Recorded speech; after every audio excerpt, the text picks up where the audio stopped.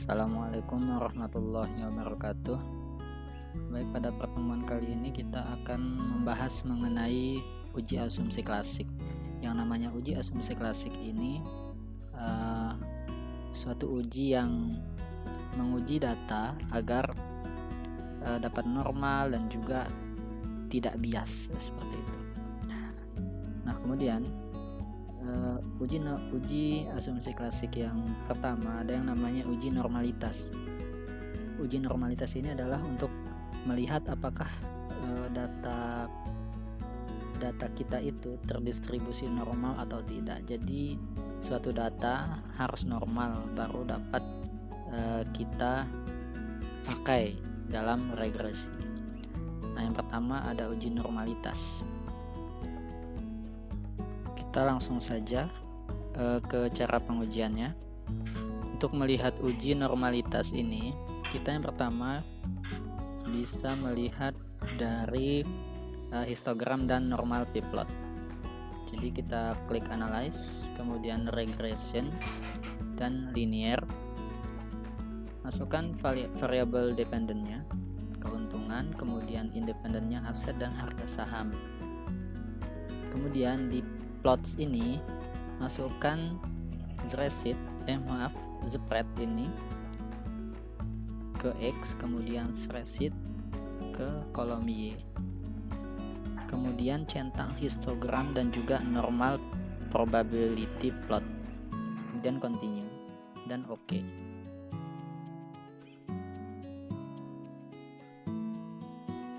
Nah, ini output mengenai histogramnya yang tadi kita centang. Nah, kita harus melihat dari gambar ini. Kalau misal gambarnya ini melengkungnya tengah gini, berarti data kita itu normal. Tapi kalau misalnya ini lengkungannya ini mereng ke sini, ke kanan atau ke kiri, biasanya itu tidak normal. Kemudian dari gambar normal p-plotnya, kita lihat garis ini, kemudian lihat penyebaran titik-titiknya. Jika penyebarannya itu masih sejalan dengan garisnya, maka kita bisa katakan bahwa data kita itu terdistribusi normal. Jadi jangan sampai penyebaran titiknya ini tidak mengikuti garis ini. Misalnya dia itu penyebarannya di sini nih, di sini jauh pokoknya. Nah, berarti itu tidak normal. Nah, tetapi dalam uji normalitas yang kita lihat dari gambar-gambar di atas itu tidak mencerminkan juga, tidak valid, tidak terlalu valid dengan melihat gambar. Kemudian gambar yang selanjutnya ini yang scatter plot, jika dia itu tidak menumpuk berarti dia juga terdistribusi normal. Ini kan penyebaran titiknya ini menyebar gitu, tidak berkumpul dalam suatu tempat. Jadi bisa dikatakan bahwa data kita terdistribusi normal jika dilihat dari histogram dan juga p-plot ya. Oke, selanjutnya mengenai masih dalam uji normalitas. Jadi tadi kita uji normalitasnya pakai histogram dan normal p-plot namanya. Nah, sekarang kita akan uji normalitas dengan yang namanya uji Kolmogorov-Smirnov atau biasa dikenal dengan uji KS.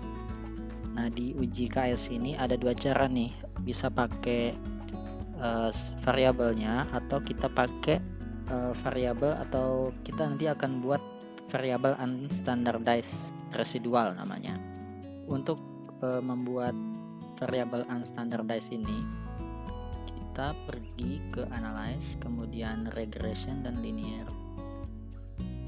Yang tadi itu jangan lupa kita keluarin ya yang ini, biar tidak keluar lagi untuk output yang sama.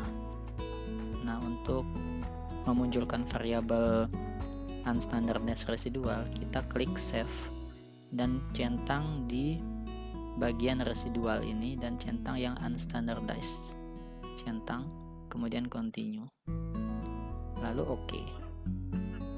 Nah, munculnya di mana? Munculnya bukan di output tapi di input kita. Nah, munculnya di sini. Namanya biasanya res 1. Akan muncul seperti ini. Oke, jika sudah muncul nilai residualnya, kita langsung menguji untuk uji normalitas memakai uji KS. Jadi langkahnya analyze, kemudian non-parametric test, dan pilih legacy dialog, kemudian pilih one sample KS. Nah, di sini masukkan semua variabel ya, variabel keuntungan, aset, dan juga harga saham dimasukkan ke tes variable list. Kemudian setelah itu kita klik OK. Nah, nanti akan muncul seperti ini outputnya, tabelnya seperti ini. Nah, yang namanya jika terdistribusi normal itu, jika nilai asim sig-nya ini itu lebih besar dari 0,05, maka datanya terdistribusi normal. Kita lihat di sini nih, semua variabel kita di atas nilai signifikansi yang 0,05, artinya data kita terdistribusi normal. Kemudian cara yang kedua, kita memakai nilai residual. Jadi sama seperti tadi caranya, analyze, kemudian pilih non-parametric test, dan pilih legacy dialog, pilih one sample KS. Nah, kita keluarkan dulu, masukkan yang unstandardized residual, cukup ini saja, dan klik OK. Maka outputnya seperti ini, sama seperti tadi. Kita lihat nilai asim sig-nya. Jika dia di atas 0,05, artinya data kita terdistribusi normal. Nah, di sini datanya nilainya itu 0,999, artinya data ini terdistribusi normal dan bisa dilanjutkan. Oke, untuk asumsi klasik yang kedua adalah uji multikolinearitas namanya. Nah, apa sih uji multikolinearitas ini?